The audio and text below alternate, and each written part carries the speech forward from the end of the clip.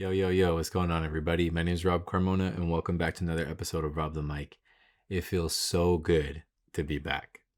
I had an amazing trip, but there's just something about coming home. And honestly, for myself, I think I'm very fortunate to be able to call this place my home, like to come back to LA, because there's something about it.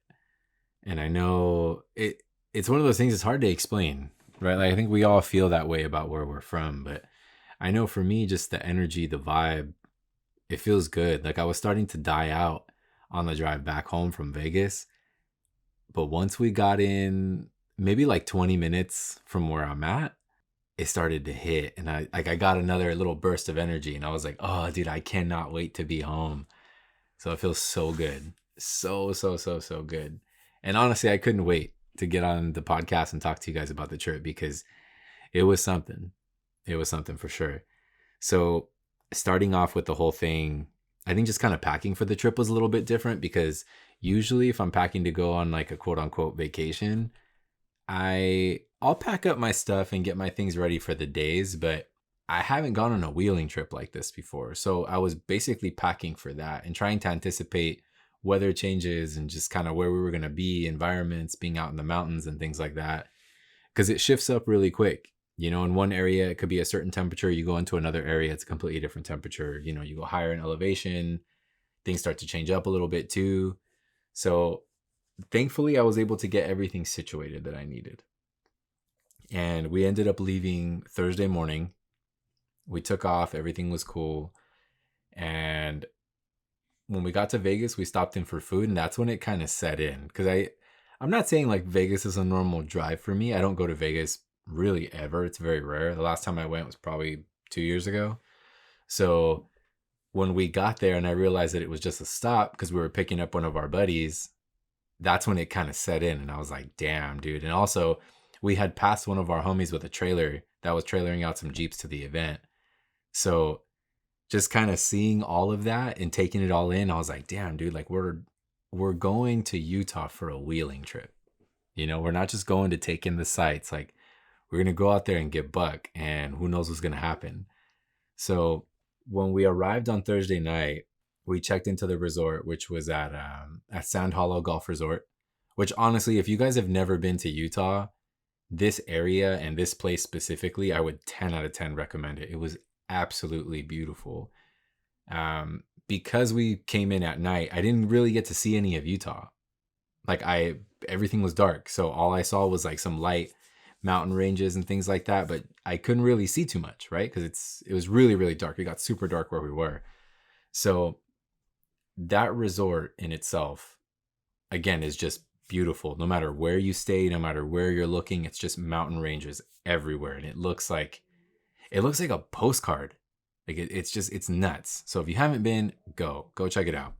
But when we checked in, we were able to get all the rigs situated. Everyone was taking all their rigs off their trailers, parking them up right there, like outside of where they were staying.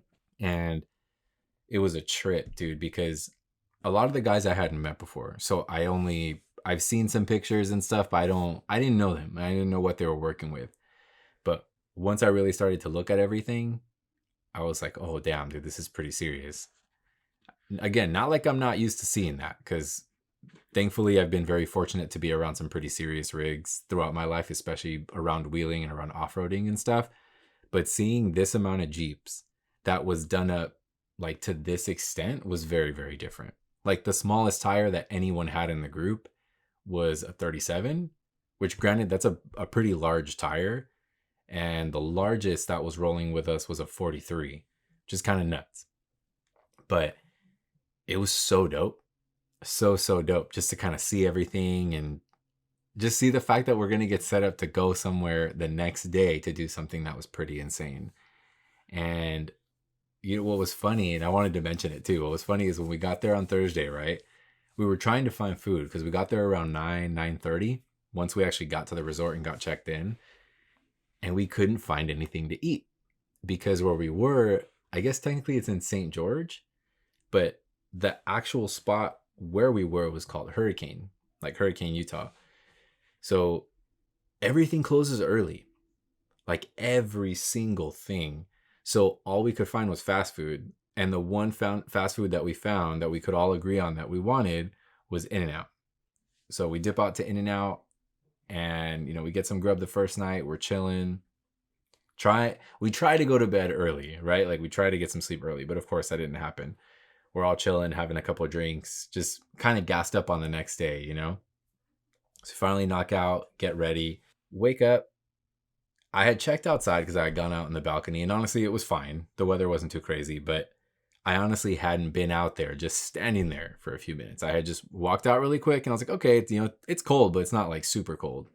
Dude, we get out to the spot, right? Which is technically, I think they call it like the fairgrounds or whatever, where they were having it at.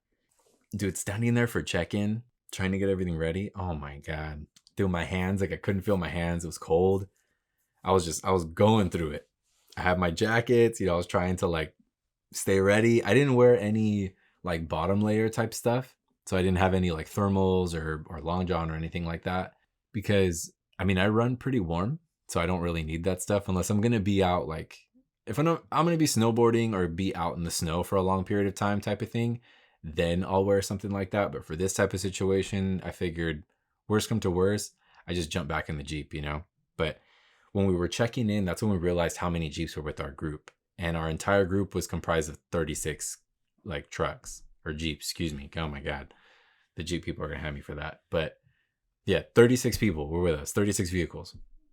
Again, all modded up to the nine, like, and everyone around us for the most part was pretty decked. So once we all got together and we started heading out, we had to drive around this little spot and then head up to the staging area. And the staging area will kind of spit you into wherever you want to go. But for a lot of these places, you kind of have to go through the dunes. So we start driving down this path. We start going through the dunes a little bit. And then we end up like exactly where we need to go, right? So the first trail for the day was going to be the maze. And driving up to it, again, I've never been to this area, and we're driving into mountain range, and all I could think about is how insanely beautiful it was. It didn't matter where I was looking. It didn't matter what I was looking at. It was beautiful. The mountain ranges are insane, and they're huge, and they just span for miles. And it's like, what? Where am I? Like, where am I? Because even if I go somewhere wheeling here, don't get me wrong, it's really beautiful. If you head up to Arrowhead, you head up to Big Bear, things like that. It is beautiful up there. It is. But there's something so different about this scenery and like the color of the rock and just the way everything looks, the formations, all of that. So I was like, damn, dude, this is bad. And we pulled up to the maze, and all of a sudden you feel like you're in Mars because all the rock just turns red. And it stays like that the entire time. So it's beautiful. And again, the way everything is, where you're headed because right away it starts to get really rocky and kind of like off axis. So you're like, okay, cool. We're here we go. But honestly, it was beautiful, man. I don't know. I don't have other words for you guys. It was breathtaking. Like I'm really looking forward to going back. And especially with this group, I think with the vehicles that everybody has, I think it shows you how capable you have to be able to go to a place like this. And if your vehicle isn't built up to a certain standard, in my opinion, I don't think you have any business being here.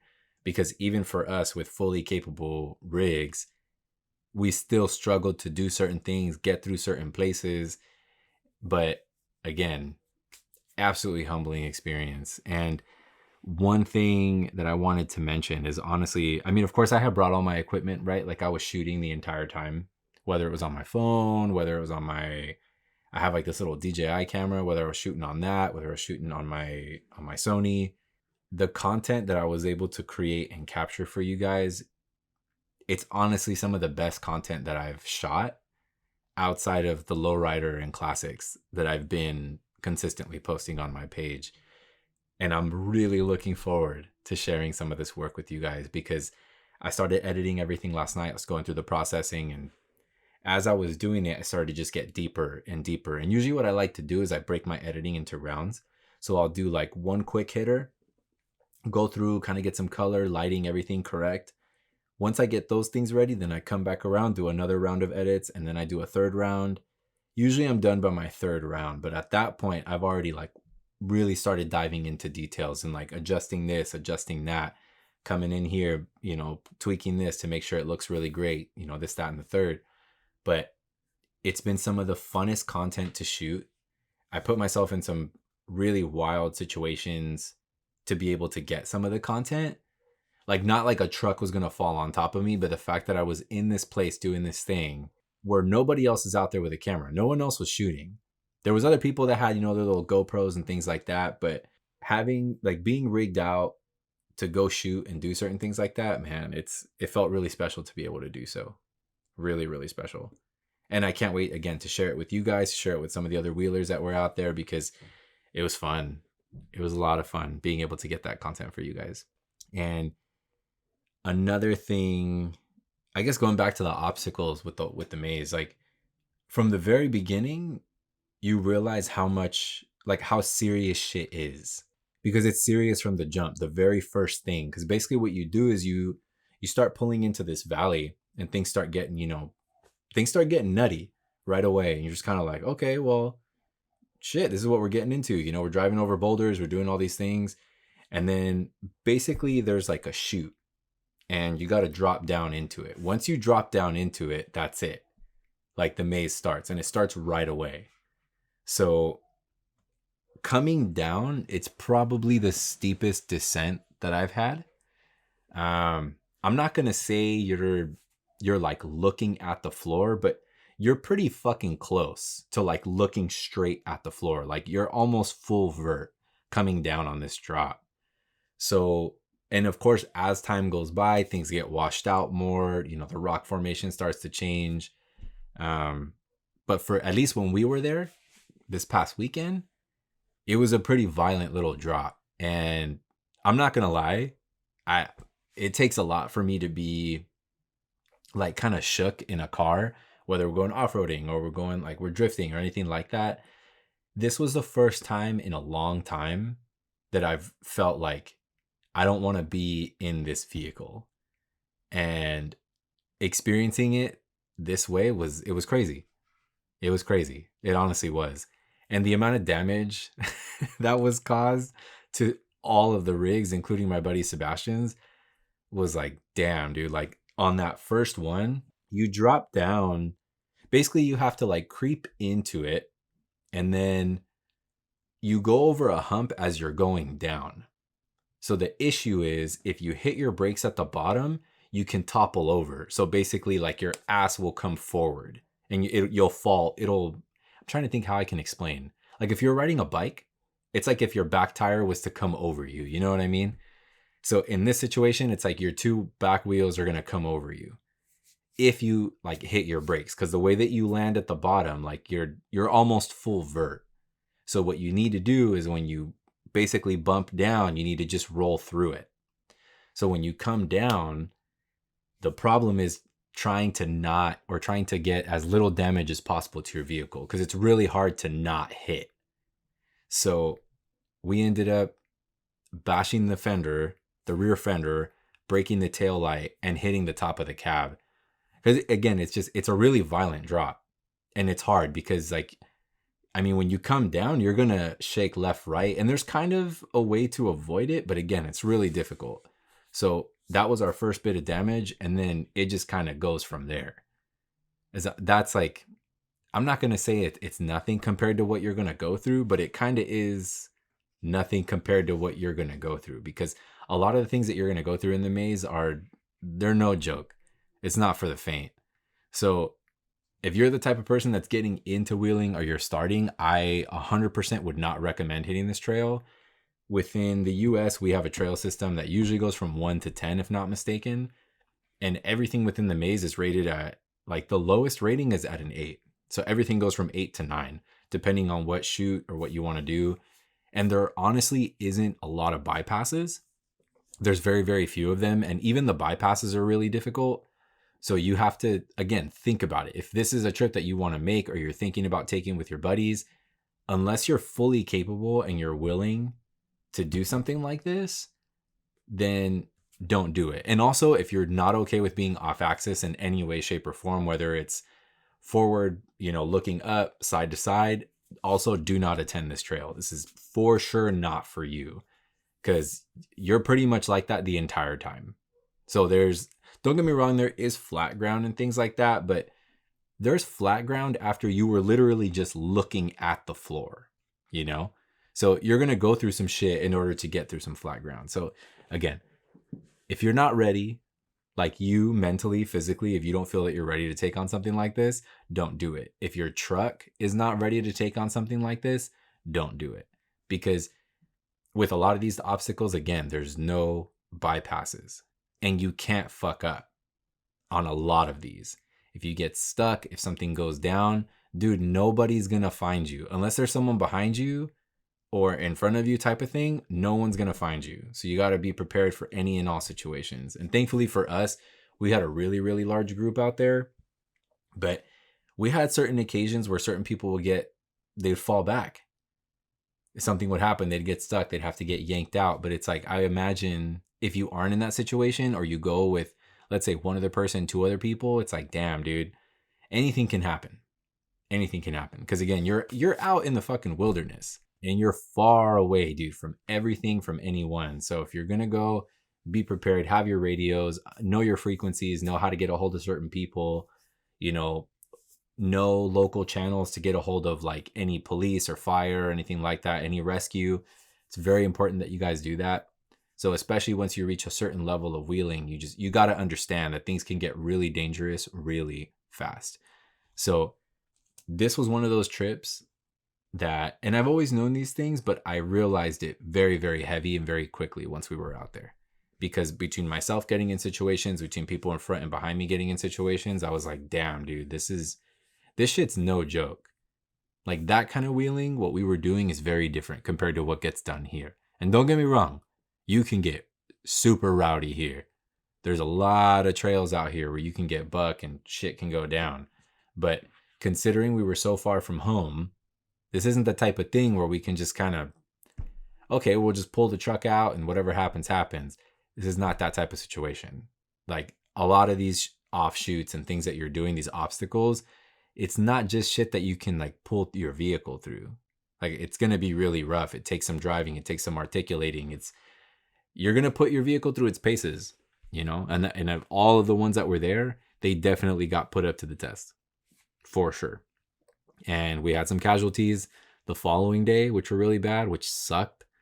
Actually, no, day one, we started having some casualties and just, it's a rough trail, really, really rough trail. But what was crazy is that despite everything being so nuts and so hectic and being stressed the entire time, because I really was stressed the entire time. Like I was enjoying myself and I was happy, but I was very, very stressed because again, if you've been to Sand Hollow, if you've been to that area and you've done the maze, you know exactly what I'm talking about, because it's fun, but again, it's just very fucking stressful because a lot of these obstacles are just really hard. They're really hard and they're really scary, dude, to be honest. You look at them and you're like, fuck, dude. We're about to go up this mountain, like literally looking at the sky. And then we're going to come down looking at the floor. Or you're going to hit the top of something and you can't see the other side and you don't know. So it's really scary. But one thing that I made sure to do was to find like these moments of solace. And like I remember certain ones where we're off of these cliffs, like that we found some flat ground, right? Going to the next obstacle, or we're waiting for people to hit it, get out of the Jeep, and I just be chilling, looking out. And like I'm sitting over here on a cliff, like I'm chilling, looking over a cliff, looking at some of the most beautiful rock formations I've ever seen in my life. And I've never felt so small, never felt so small, because I'm looking down and it's like the Grand Canyon in a way, like you can look all the way down and see how far you are. Like this is how far we are up the mountain, dude. And we're over here doing all this crazy shit. But there was something so peaceful about it, and I was taking some pictures of some formations of some cliff sides. And I was just sitting there like, dude, this is crazy. Like I felt so lucky, so fortunate to be there, to be on this trip with my brother and with people that I ended up making really great relationships with. and to kind of experience this whole thing, because if it wasn't for him, I wouldn't be on the trip, period. I'm sure at some point in my life within wheeling, I would have gone to San Hollow, I would have been out to the maze and stuff like that. But experiencing it this way was really special. And when I was able to find those moments to just kind of sit in it, it was so beautiful. It really was. And I know I've said that, just that things are beautiful, like a ton through this podcast already. So that's pretty much the phrase of the podcast. But it was, you guys, it's breathtaking. It's breathtaking to look out and feel so small and so insignificant compared to what's going on. And it humbles you. And I needed that perspective, because there's been a lot going on as of late, right? Which some of the stuff I talked to you guys about here on the pod, some of it I don't. But for the things I have talked about, you guys know. You know how difficult it's been. You know where I've been at, where my head's been at, that I haven't felt leveled. I felt like I didn't have a ground to walk on. I feel like I haven't had a ground to walk on. And being out there, breathing that air, seeing everything that I did, it kind of helped me get a little bit of perspective that I needed, honestly. And it was cool. It was cool to meet people that are also in the same sport, like that are also in wheeling that I didn't know, but we all kind of vibe on the same level, right? It's like we're all doing this crazy shit together, shaking hands, sharing drinks with these people, laughing, talking, everything. It was insane. It was really insane. And it was really tight, because at the end of day one, we basically, you end at this cliffside. So you drive up this, you do your last obstacle, which is insane, by the way. And then you end up at this cliffside, right? So everyone's chilling. We're all being like, dapping each other up, saying, appreciate you. Hey, it was a great day. Maybe I'll see you around, type of thing, to a lot of the other people that were there within the group.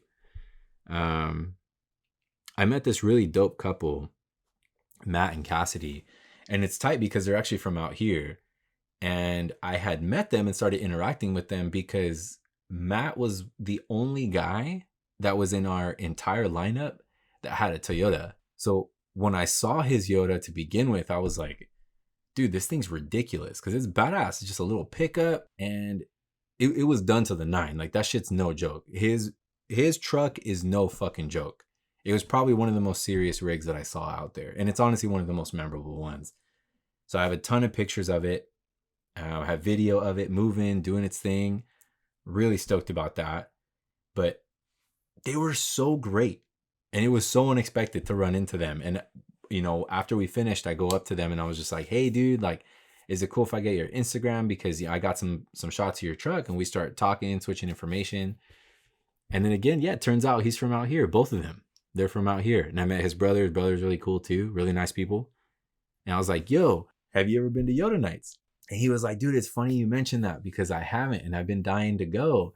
So, I'm going to try to get him to come out to the next Yoda Nights. And if we have a flex ramp, I mean, they'll see what he can do, because his rigs, it's pretty wild.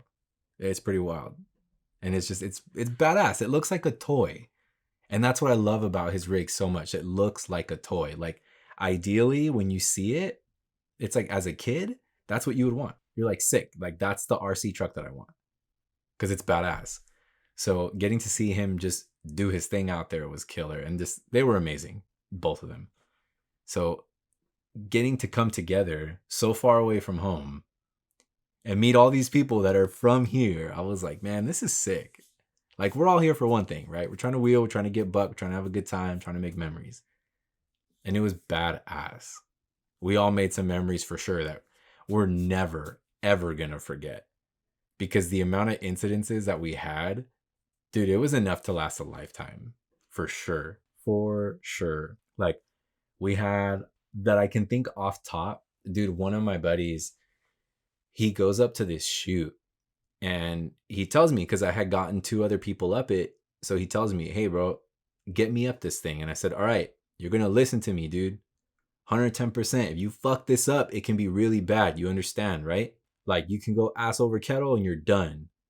Because for a couple of the guys that were going up, they had JTs and a JL. So Sebastian got up like a fucking boss, handled it. But he's a little on the shorter side, right? So for him, he doesn't have to worry about certain things. The main thing was basically as you're going up this hill, it's not even a hill, as you're going up the mountain, you're looking at the sky. Like it's damn near vert. Like it's pretty up there. But there's a V notch. And the thing is, when you're going up, if you fall into that V, it's going to be, I mean, you can fall into it with your front tires too, but most likely not because of how you approach it. But if you slip into it, your driver rear is going to fall into that V. And what could happen, because you're so steep, is you can topple backwards. So your front wheels will come over you. You know what I mean? And if you roll back down, dude, you're falling down this mountain. Like it's not going to be nice. For sure. Like you're going to slam on your roof. It's just all bad things. So one of the guys wants to go up. And again, he's like, Rob, get me up this thing. I said, okay. He's in a JT. And I was trying to get him to understand, you have to follow this exact line. If you do something else, if you fuck this up, it's going to be bad and you won't be able to back out of it. That's the problem. Because especially for some of these guys that were on the longer side, like the JTs, it was definitely scarier for them to get up there and for them to go through certain things, right? So tried to get him up and he's doing well. But I told him, I was like, yo, stay steady on the throttle. Don't get happy. Don't fucking bump it. Nothing. Just keep it consistent. Let your tires do the work. Let your suspension do the work. Don't do anything. Don't force it. Gets to the top, blips it, like he blips the throttle, slips into that crack, and he almost topples back. But he put it in reverse really quick and brought his wheels down. And this dude's, mind you, again, looking at the fucking sky, but he can't back up. Because if he backs up, he's basically stopped on this boulder. So if he comes back any further and hits that boulder with his rear bumper, he's going to topple over. So he had to stay there. We had to rescue him out, right? So it was situations like that the entire trip. And I had another one with another guy, also with a JT. We had gone through this little chute. I had my camera with me, so I was like, dude, I can't walk down this mountain. A lot of these things you can't walk. Like you have to get down in a vehicle. So I'm like, yo, I'm going to ride with you. He's like, yeah, ride with me. It's cool. We start getting down and we start seeing how narrow this little section is, right? Because basically once you get down from this chute, again, looking pretty steep down, you got to make a hard left. Well, we almost flipped doing this. So it was like that for everything, dude. Like, and it was normal. It was normal to almost flip over the entire day. Like you were constantly wheel lifting, coming over to the side. Like you feel it the entire time. That's it. So again, if you're not used to that, or if you don't like this type of shit, do not go on this trail. 10 out of 10, do not recommend. It was constant situations. Constant. And for a lot of these things, you guys, you can't fuck up. That's the scariest part. Like if you fuck up, you're going to roll off the mountain and it's not going to be pretty. Like you're going to die. And I'm not saying this whole thing is like that, like, but there's certain chutes and certain lines that you have to take to get up. You got to do certain things. So if you don't trust the person in front of you and behind you to get you up, damn, dude, like don't go. Because you got to trust these people with your life. Because again, you fuck up, you do one bad line, you roll back, you're rolling off that mountain. So spooky shit, dude. And I know as I'm probably saying a lot of this stuff, a lot of you guys are probably like, damn, dude, like what the fuck? How did you enjoy yourself? Again, when you're in the right vehicle, it's possible. It's possible to do so. But if you're not, don't do it. There's other trails that you can go to, other stuff you can go have fun with. Go have a great time. There's a lot of really cool shit. Like the one that we did the next day, I think if we had done it in different conditions, it would have been really, really rad. But it was funny because the second day ended up being almost more dangerous than the first day somehow. But overall, man, that first day was incredible. And one of the best things that I will never forget in my entire life is there was basically no signal when we were up on the mountain. Like, it was really spotty. It was hard to do anything. So once we got back down to the staging area, my messages started to come in. So we're airing up, and I didn't have my phone with me. I had it in the truck. So we're airing up everything, trying to get it ready. And we're going to go down to the fairgrounds because there was going to be some vendors and, they have food and just stuff like that. They had like Metal Cloak had brought out, like, how would you say, like an electronic flex ramp, I guess, technically, or a pneumatic flex ramp, because it basically has like pads that lift, and they lift like your driver front passenger rear, and that way you can measure and see how much flex you have. And it's tight because they can give you like a sheet with like based on a number scale how much flex you have. So when we get over there, I start going through my phone, and there was a certain message I was looking for, or certain messages I should say, because like I had told you guys before, I have a friend that was dealing with a cancer situation recently, like a couple weeks ago. She had her surgery, everything went well, but we didn't know what was going to happen because she was going to have her on Thursday. She had her post-op appointment, and that went extremely well. She's healing very well. Everything's going awesome. So that was great. But Friday, she was having her meeting with an oncologist, and they were going to go through all the testing of the specimen and just kind of run through the cancer, right? See what's going to happen, what the next steps are. So I go through, see all these messages, and I said, you know what? I'm not going to text back. I don't have the capacity to text back about this shit. So I call, and I'm like, hey, so what's going on with the situation? You know, I get the most amazing possible news I could have received. You know, aside from all of us getting down the mountain safely, it was this. And it was the fact that my homie got cleared for cancer. So she's cancer free right now. The doctor said that, you know, it didn't affect any other organs, you know, that it was contained, that there's no need for chemo, anything like that. So I'm over here in this Jeep event, right? I have found a quiet place to talk. And I immediately I burst into tears, y'all. I start ugly crying right there. I got my ear pods in, and I'm having this conversation, and I'm just crying my fucking eyes out. And there's people, I know people have seen me, because I was trying to find like a quiet place, but it was kind of hard at least where I was, you know? But dude, I couldn't believe it. So my heart was so fucking full. It was so full. I was like, dude, I don't need anything else. Like, I'm good. The entire year, this is all I wanted. This is what I wanted to hear right now, you know, because we started the year with something so heavy, so ugly. So, and you know, it's just scary because I've dealt with this already. I've dealt with this so much since July that I was like, fuck, dude, another one. But again, I got the best news I could have ever received. So, you know, I know my homie and her family are sleeping easy now because now it's just focusing on her recovery from the surgery. She has a couple more weeks. I said roughly, I think it's like 6 to 8 weeks for recovery. So she still has a few more to go, and she's doing well. You know, she's walking, she's doing her whole thing. She's back to just kind of moving around. She was moving around pretty quickly after the surgery, but now she's in a better spot to be able to do so for sure. And I know that she's in way better spirits. She's feeling good, you know, and again, my heart's full, y'all. What's funny is I couldn't wait to share this with you guys because I know for a lot of you, you really do listen to what I have to say, and you care about what I'm going through. You care about the shit that I'm dealing with. So to be able to share this news with you guys, like, this is what I want. I want to share these types of things with you guys. I want things to be happy. I want things to be positive, to tell you guys, yo, the outcome was amazing. It's great. Like, we made it, y'all. Because I feel like we collectively, like you guys as my listeners, you people, everyone watching, like we made it, y'all. We did it. We made it through this next hump, you know? There was an obstacle that came at us right now to start off the year with a bang, and all of a sudden, you know, we got around it. And it's cool. You know, and my girl's going to be good. She's going to be moving throughout life just how it was before. You know, so I'm really happy for her. And I think that rest of the night, like, I was on a high. Just like physically, mentally, like, I felt good. I felt like extremely good. I was so tired. And after having that conversation, woo, I was on cloud 9, y'all. I was on cloud 9. You couldn't bring me down. I don't care what was happening. I don't care what. You couldn't tell me a damn thing. I was good. And it stayed like that. It stayed like that. Going into the next day, I said, yes, sir. We're going to get it. It's going to be a beautiful weekend. Great trip. Let's go. You know, and the second day, Saturday, when we went out for wheeling, we were going to do this trail called John's Trail.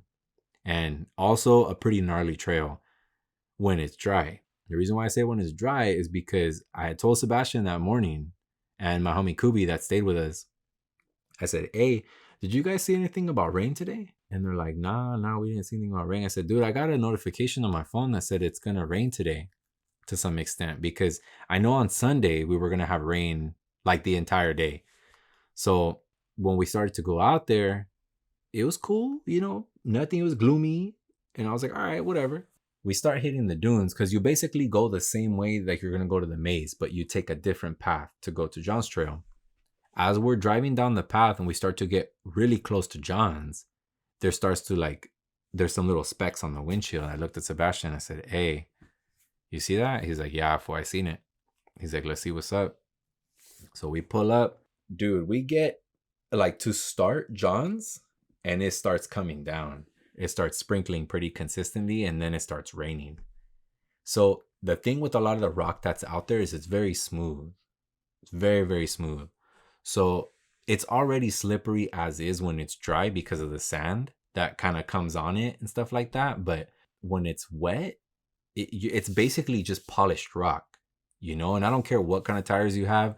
I mean, if you got MTs, so if you're rolling on mud tires, you're probably a little better off out there. If you're on anything with ATs, RTs maybe, depending on the tire, but ATs for sure, keep your ass off these rocks, without a doubt. I don't care how big you are, too. Even I'd say up to 37, 39, 40s, ATs, don't do it. If you're not at least RTs, preferably MT, it's going to be a really rough time for you out there, especially in the rain. Especially in the rain. If it's dry, again, you're good. Run it up. But in the rain, no fucking way. So we start facing problems from the jump. Same thing. It's just spooky, dude. You can't grip. You're trying to go up these really steep hills. You're going over these boulders. You're going over these bumps, doing all these things. And it's like you're sliding everywhere. And let's say you inch up to the top. You get there, you know, you bump it. Next thing you know, you can't stop. You roll back down. And that shit's mad scary. We had a ton of situations that were like, yo, this was too fucking close, right? Like we had one, damn, dude, we had one when we were going up this hill, gnarly as shit. And for the most part, we had all opted out. So we took this offshoot, or I guess like the bypass, which is, it's not crazy, but it's just really steep and you just got to go slow. So we get up the bypass. One of the other guys gets Brody and he wants to hit it. Well, this fool almost rolls down the mountain, like in the worst possible way. Like it was really fucking scary. And it's a far way down. Like you're going to roll, like just keep rolling. It's not going to be good. So we had to winch this guy out. And the poor dude, once we get him up to the top, he just looked at us. This fool was shook. He was so shook. And we were all kind of like, damn, homie, like that shit was mad scary. Mad scary. And again, a lot of it was just because of how wet it was. You can't really control the conditions that you're driving in. And if you start to slip or slide one way, it is what it is. Sometimes you get put into situations you weren't planning on, right? Doesn't matter how much power you have, doesn't matter what you're doing. If you can't grip a rock, you can't grip the rock. And it was like that the whole day. The whole day. Shit just got wild. And we end up hitting a certain chute later on. And one of my boys ends up breaking. He like broke his drive shaft and an axle, which was gnarly. And then we were able to get him put back together. He starts coming off this little, I guess it's not like a climb, but it's just like a little like cliff thing. Shit. I don't even know how you would describe it. Anyways, he starts coming down this walkway and the fucking guy topples over. If it wasn't for the mountainside on the right of him, this fool would have flipped over. But we froze him there because if he would have kept going, he would have toppled over like ass over head. So the homies run over, you know, we all dip over there. I go to grab his wheel and then he's like, wait, hold on. Because he was going to try to reverse. So I back up and then he stops because he realized he can't do anything. So get over there, get him back down. It took 3 dudes to push him back down and get him off of this little ledge safely. But it ended up staying like that. It was so fucking dangerous the entire time. So all in all, I'm just glad that we were able to finish out the days, both days, without any casualties, especially day 2, because in the rain, that was the one thing I didn't want to do. Like I didn't want to wheel out there in the rain. I don't like wheeling in the rain, period. Like I don't like slipping. Like I'm not into all that shit. Like it's just not for me. I don't like it. And I know I'm going to face it at some point, especially heading up to, like, I want to go to the Rubicon this year. So when I hit the Rubicon, I know I'm going to face that, but I'm not too worried about it because of my wheel setup, thankfully. Like, and those tires do really, really well in the rain. So shouts to fucking Nexen for making a badass MT. So like we'll see how those do. But yeah, out on this trip, this wasn't something I wanted to do. Especially with how slippery the rock was, I knew it was going to be a bad situation. And sure enough, it was a fucking horrible situation. Like for everybody. It got to a certain point where everyone's like, "Nah, you know what? Fuck this. It's not even worth it, dude, cuz someone's going to get hurt really bad." So, all in all, safe wheeling trip. Somehow we all, regardless of the damage that a lot of people got, body damage, suspension, everything, we all made it back in one piece, which was cool. Dude, I ate shit, so I don't know how I didn't fuck anything up, which was really funny. And Sebastian actually has a video of the fall. One of my homies was recording Sebastian come down that same chute that my buddy was gonna topple over, and I was spotting him, and I tried to run to the other side to make sure he was clear. And when I ran, I slipped on this rock and just fucking boom, ate it.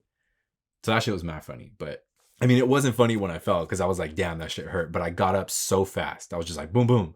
I was up ready to go. But all in all, we were good. We were safe. Stoked about that. Stoked about that. And I think after everything that we all experienced, again, that's all you could ask for. That we just make it back. And that night, we ended up having a really dope dinner for two of the guys. It was their birthdays. And it was a final dinner with everybody, right? So we end up at this Japanese restaurant, slamming sake bombs, just having a great night. Absolutely great night. Just all laughs, all good times, all good vibes. And I can't wait to do it again next year with these guys. Like who knows what'll happen, right? Who knows? And at some point I would love to have my rig out there. I don't know if IFS would do very well out there. Like I know you obviously can do it in IFS, but man, if you're straight axle being out there, it's ideal. That's your playground for sure. Like you're in a good spot being straight axle out there. Like there was one FJ, I was so fucking pissed, dude. So one of my buddies, Roy, he got pictures of it, but I was pissed because I saw the roof of an FJ and I was like, oh my God, it's one of my kind, right? I was so fucking stoked because it's just Jeep Central out there. It was a Jeep event, granted. So yes, there's hundreds of thousands of Jeeps, but I was hoping to at least see one FJ like on the trail. So my dream came true, but I didn't get to see it. I didn't get to see it work and see it do anything. So Roy, he comes up to me. He's like, hey, bro, look, I got something for you. Dude, he took pictures of this FJ and it was so badass. It was silver, straight axle converted. I think it had 42s or 40s, something like that. Half doors, just fucking sick, caged up, like ready. It was a crawler, dedicated crawler. So that was really badass. So I hope to one day be out there, whether I'm straight axle converted or not. I'm not 100% sure, but I don't plan on letting go of my FJ ever. It's the one purchase I've made automotive wise that I 100% do not regret and that I love with my entire heart. Like that truck's my everything, dude. It is my everything. When I'm in it, I feel so good. I look at it, I'm like, it feels like an extension of myself, which I know I've talked to you guys about before. I tried to build my vehicles a certain way. I try to have them look a certain way, have a certain presence, because I want them to be extensions of me, But I hopefully I get to attend and do something like that with the truck, because that'd be really badass for sure. And day 3 on Sunday, or I guess technically day 4 in a way, but on Sunday, we're heading back. Sebastian's like, yo, dude, we took our time checking out and somehow we made it 5 minutes before checkout. We didn't know what time we were going to check out, but we got there 5 minutes before, literally. So it was cool. Check out. And we're like, all right, bro, you want to just head to Vegas and we'll get some food out there. We ended up scratching that because my boy Roy was like, yo, y'all got to check out this cafe before you leave. They got dank coffee. Like, it's just dope. The view's crazy. Just go look, We end up at this cafe and, dude, it's the dopest cafe I've ever been to, hands down. And it's tight because it's on a cliffside. So when you park on the cliffside. And so you see where you're at. And it's just the most incredible view. You look down and there's like a creek that's running through it. And there's running water going. Like, it's tight. So we get some bomb food. I have some, like, dude, I had this bagel sandwich. Fire. Super fire. Fresh squeezed OJ. Just dank. Dank, y'all. So fucking good. The people were so nice. I feel like a lot of the people that we run into in Utah were hella nice. People mad nice out there. And I'm like, it made me sad because I'm like, damn, dude, nobody in LA is like that. Like, you get some nice people here and there, but it was just everybody we ran into, from the people on the first night at In-N-Out, people at the gas stations, anywhere we were, people just wheeling. Everybody was tight, hella nice people. But these people at the cafe, everyone was like young, pretty much within my age group. And everyone just had love. It was good. It was good vibes, good people, good music, great music, to be honest, that they were playing. So I'm like, this is fucking sick, man. You're telling me y'all live this life every day? This is what you can come to work and see. You get to work on a cliffside and just chill out, serve coffee, bagels. Like, that's the life, dude. And they had like a little they had a little beer garden inside too, which was a trip. So that was really tight too. But once we did that, like, I left on such a high note. I felt so good because that's all I wanted to do the entire trip, was just see views and see on cliffs and just see breathtaking shit. And that's what Sebastian knew. So anything he could get me in front of, he was going to get me in front of that. And that was one thing he was like, nah, bro, like, I haven't been to this place and I really want you to see it. So he's like, let's roll. And I'm glad that we did, because it was the tightest way to end Utah, right? So we did that. We stopped in Vegas for food, got some donuts, some super dank donuts. And it was tight, dude.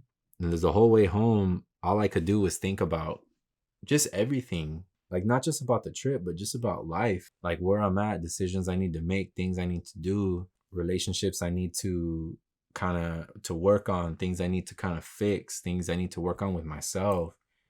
And I didn't think I would get in such a pensive state, but I mean, I had a lot of time on the trip home, you know?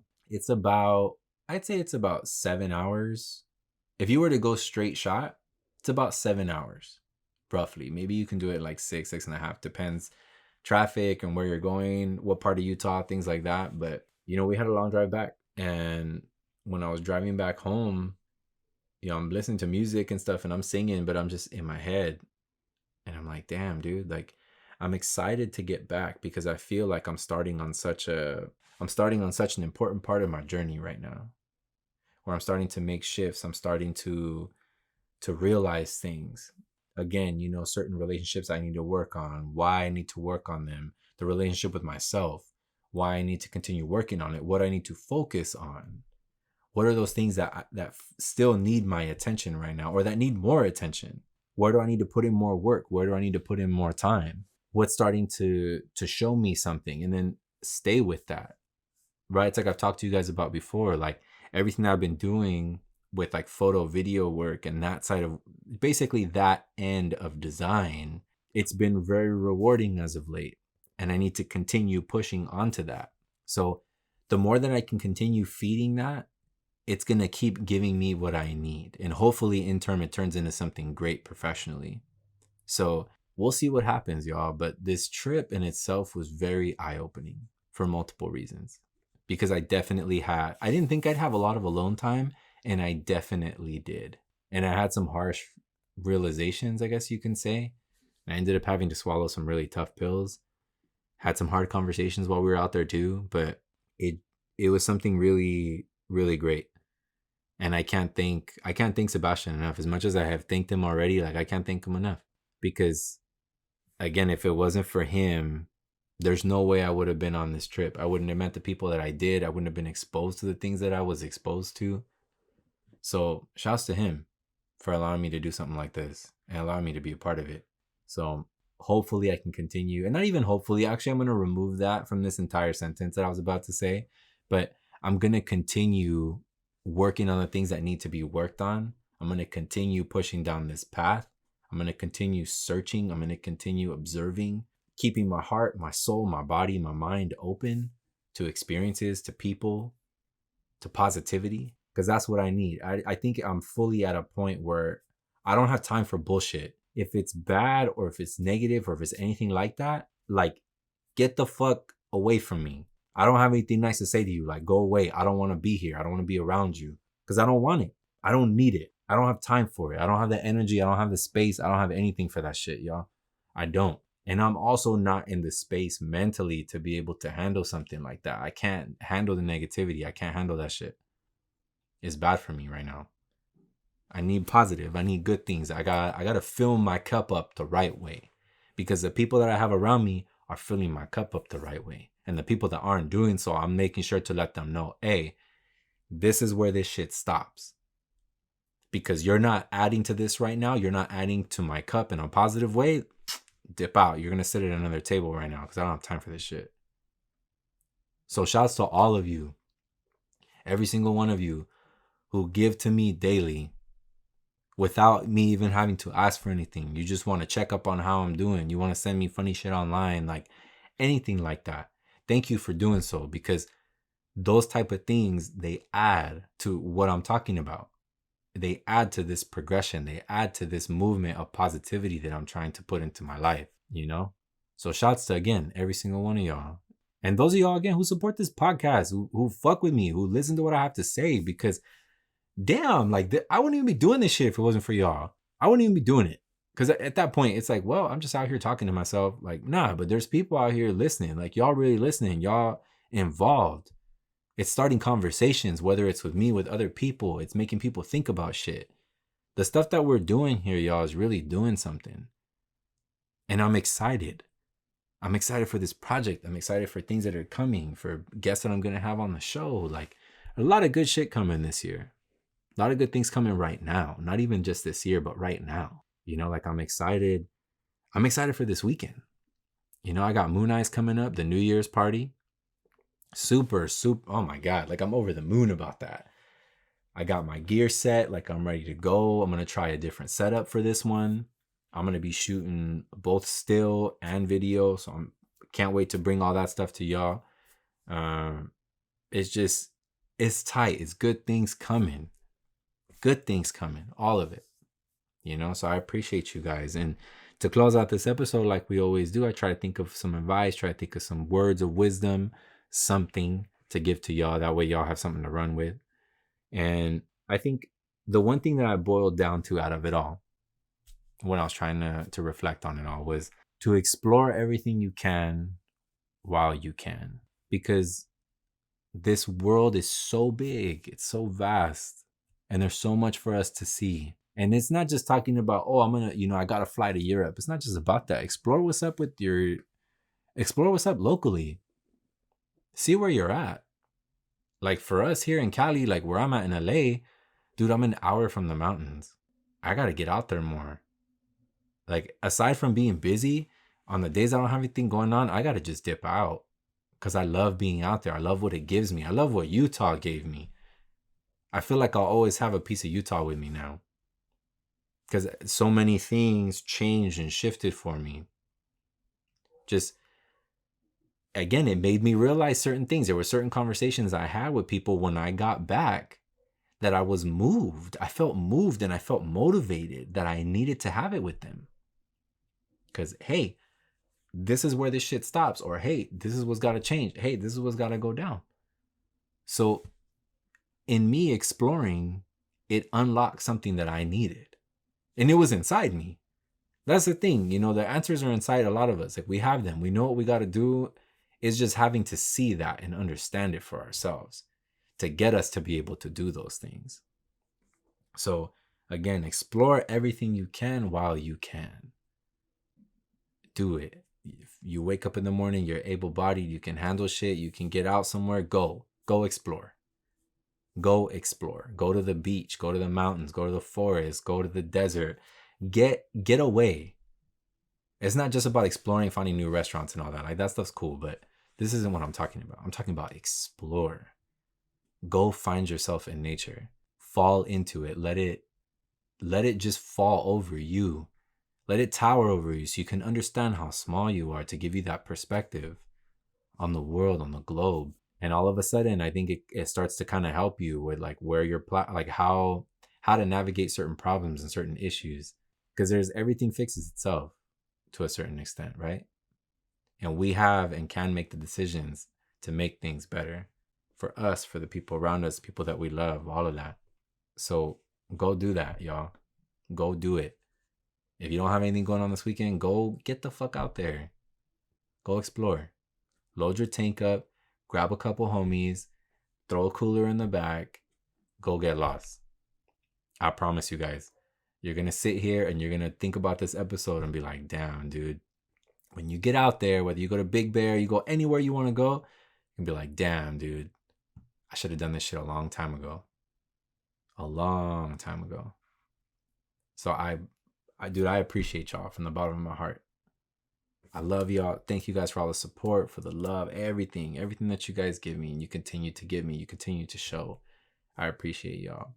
Thank you guys so much for supporting this podcast. It means everything. And I can't wait to continue sharing more, having more guests, doing more things, and just watching this little thing grow into something hopefully beautiful in the future. But I appreciate y'all. I hope you have a beautiful rest of your week, a beautiful weekend, and I will catch you guys on the next one.